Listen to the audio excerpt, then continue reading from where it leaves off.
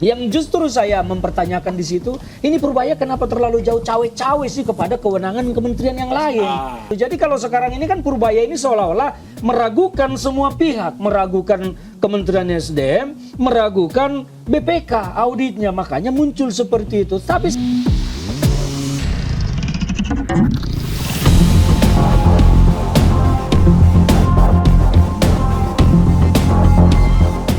banyak orang kita sekarang, terutama anak muda ini yang senang gaya ini. Mengapa demikian? Karena anak muda kita ini bosan selama ini melihat gaya elitis pejabat kita.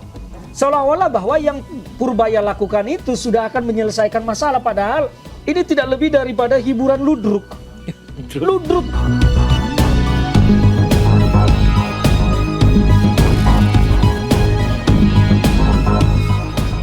Jangan mudah tergoda, terhipnotis oleh gaya-gaya seperti yang dimainkan oleh Purbaya ini. Kita pengen kerja itu real, diam aja. Contohnya kalau mungkin Purbaya kalau diam kerja diam, orang nggak suka ngelihat. Kalau Mas Ferdinand nih, gimana nanggepinnya? Salah-salah datanya bikin kita bingung, Ya, kalau saya tidak heran kalau muncul perbedaan data antara Kementerian SDM dengan Kementerian Keuangan. Karena memang apa?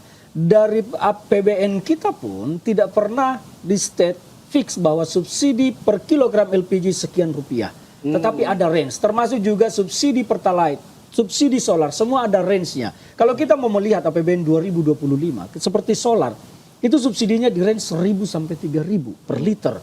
Padahal harga keekonomian solar sekarang berada di 12.300 kalau tidak salah. Sementara harga pasarnya 6.800. Kalau kita melihat angka nyata, artinya itu subsidinya 5.000 lebih. Sementara di APBN kan di state 1.000 sampai 3.000. Saya tidak mau masuk ke soal angka-angkanya. Saya mau masuk kepada sebetulnya, biar teman-teman ini yang menonton ini mengerti. Mengapa APBN tidak men-state secara resmi, secara flat subsidinya? Mengapa dibuat range? Ini persoalan yang harus ditangani. Karena di adanya range subsidi inilah, kemudian muncul perbedaan data antara SDM dan Kementerian Keuangan. Angka pasti, angka terakhir subsidi setiap tahunan itu sumbernya adalah ditentukan oleh Kementerian SDM setelah BPK melakukan audit. Maka diputuskanlah subsidi tahun ini sekian rupiah. Contohnya sekian puluh triliun rupiah. Maka laporan itu masuk ke Kementerian Keuangan dan Kementerian Keuangan membayar itu. Jadi Kementerian Keuangan sebetulnya tidak punya kewenangan, tidak punya tupoksi melihat berapa sebetulnya subsidi harian yang karena range ICP kita pun harga crude kita di APBN itu kan range-nya terlalu jauh antara 60 sampai 80 dolar per barrel. Dan ini kan ketika naik turun harganya mempengaruhi harga subsidi. Nah, jadi itu makanya kenapa muncul perbedaan itu ya karena APBN kita pun tidak pernah mencantumkan angka flat. Nah, ini persoalannya, range-nya pun terlalu jauh tenggangnya. Nah, kalau sekarang muncul perbedaan itu saya tidak heran. Yang justru saya mempertanyakan di situ, ini Purbaya kenapa terlalu jauh cawe-cawe sih kepada kewenangan kementerian yang lain? Tugasnya dia kan membayar. Kalau Kementerian SDM setelah melakukan audit BPK melakukan audit di Pertamina bahwa subsidi yang harus dibayar sekian puluh triliun, tugasnya Kementerian Keuangan membayar itu. Jadi kalau sekarang ini kan Purbaya ini seolah-olah meragukan semua pihak, meragukan Kementerian SDM, meragukan BPK auditnya, makanya muncul seperti itu. Tapi sayangnya banyak orang kita sekarang, terutama anak muda ini yang senang gaya ini. Mengapa demikian? Karena anak muda kita ini bosan selama ini melihat gaya elitis pejabat kita. Gaya yang terlalu formal pejabat kita membuat anak-anak muda sekarang yang senang ceplos-ceplos akhirnya menjadi kekaguman baru terhadap Purbaya yang masuk di segmen gaya anak muda sekarang. Ceplos-ceplosnya maka disebut koboi. Wah enak nih. Wah iya. Seolah-olah bahwa yang Purbaya lakukan itu sudah akan menyelesaikan masalah. Padahal ini tidak lebih daripada hiburan ludruk. Ludruk belaka yang disampaikan oleh Purbaya itu tidak menyelesaikan masalah.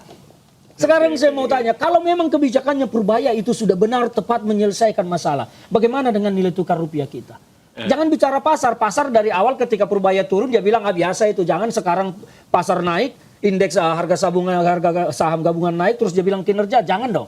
Karena sejak turun pun dia bilang biasa itu gejolak pasar. Tapi nilai tukar rupiah kita bagaimana? Bagaimana kemudahan sekarang dari anak-anak muda ini bisa mengakses lapangan kerja? Bagaimana sekarang anak muda ini melihat bahwa investor ada yang masuk ketika dia menjadi Menteri Keuangan yang baru. Kan ini yang indikator yang harus kita lihat. Jadi jangan mudah tergoda, terhipnotis oleh gaya-gaya seperti yang dimainkan oleh Purbaya ini. Kita pengen kerja itu real, diam aja. Contohnya kalau mungkin Purbaya kalau diam kerja diam, orang nggak suka ngelihat. Ah ini menteri kok diam aja. Tapi gaya ceplas-ceplasnya itu membuat banyak yang terhipnotis. Karena apa? Seperti yang disampaikan selama ini, anak-anak muda sekarang itu bosan dengan gaya elitis pejabat kita. Terlalu formal, terlalu elit, segala macam. Nah sekarang muncul yang begini yang terkesan liar apa adanya, ini disenangi. Tapi jangan kesenangan itu kemudian nanti berbuah penyesalan. Kita sudah pernah menyesal ketika Jokowi datang dengan simbol kesederhanaan. Apa buktinya sekarang? Kemewahan dipertontonkan setiap hari. Nah kita jangan lagi, itu yang saya mau sadarkan anak-anak muda ini. Hei anak-anak muda, kalian jangan terbius oleh penampilan seperti ini. Kalian anak muda ini sekarang kesulitan mencari pekerjaan. Kalau kami yang tua-tua ini sudah bekerja. Kalian anak muda ini belum bekerja. Nah bagaimana Purbaya mampu mendatangkan investor supaya lapangan kerja terbuka? Ini yang penting. Jangan terhipnotis dengan gaya apa itu? Kita ingin kerja nyata, bukan dengan gaya flamboyan apa. Udahlah yang begitu. Anak-anak muda zaman sekarang harus kritis. Harus kritis, jangan melihat wah ini asik nih, wah enak. Kalau memang mau begitu ya sudah, ada stand up komedi. Ada pemeran ludruk, main di sana, jangan di pemerintahan karena kita ini banyak masalah. Saya berkali-kali di beberapa kesempatan menyatakan, warisan pemerintahan Jokowi kita ini banyak masalah. Warisan dari konstitusi, masalah hukum, masalah politik, masalah ekonomi, masalah sosial. Terlalu banyak masalah yang diwariskan. Nah kalau terus sekarang diatasi dengan cara penyampaian-penyampaian yang memang bisa menyentuh anak-anak Gen Z yang sekarang memang jumlahnya sangat besar, apalagi di pemilu 2029 lebih dari 50%. Kita jangan tergoda dan terbius dengan itu. Saya udah bilang, indikatornya apa sekarang? Purbaya kan bilang dengan santai dulu, once saya bikin pertumbuhan ekonomi 6-7-8%, mereka akan sibuk. Faktanya sekarang apa? Ada nggak satu saja investor yang masuk ke Indonesia setelah dia menjadi Menteri Keuangan? Misalnya ada investor datang dari Arab, dari Amerika, atau dari negara mana lah. Oh kami mau masuk ke Indonesia investasi karena menterinya sudah Purbaya. Ada tidak? Nggak ada. Dan kalau kita melihat, Sri Mulyani itu adalah tokoh, sosok dunia di bidang ekonomi yang paling dihargai, dihormati oleh ekonomi-ekonomi global. Saya tidak tahu ratingnya Purbaya di mata ekonomi-ekonomi global. Bahkan dia langsung menyerang IMF dulu, bilang IMF itu bodoh. Karena pertumbuhan ekonomi yang mereka ramal tidak benar. Justru dunia sedang mempertanyakan angka pertumbuhan ekonomi Indonesia. Lu benar nggak data lu? Jangan-jangan ini polesan makeup untuk membangun citra. Karena dunia semua tertekan, kok Indonesia bisa bangkit? Emang Indonesia tidak di bumi? Kita kan tidak tinggal sendirian di bumi. Nah ini yang saya mau sampaikan. Terutama teman-teman Gen Z ini harus berpikir kritis. Karena yang kesulitan sekarang ini adalah generasi Z. Kesulitan mendapat pekerjaan. Lulusan sekarang jutaan setiap tahun sarjana, kesulitan bahkan menjadi ojol. Ini yang harus kekritisan. Jadi jangan lihat Purbaya dengan santainya begitu, flamboyan, terus terhipnotis. Waduh, jangan lagi. Kita tidak mau lagi. Saya ingin Gen Z ini sekarang mudah mendapat lapangan pekerjaan. Nah Purbaya buktikan dong itu. Jangan hanya omong besar sana, omong besar sini, seolah-olah masalah bangsa sudah selesai dia sendirian.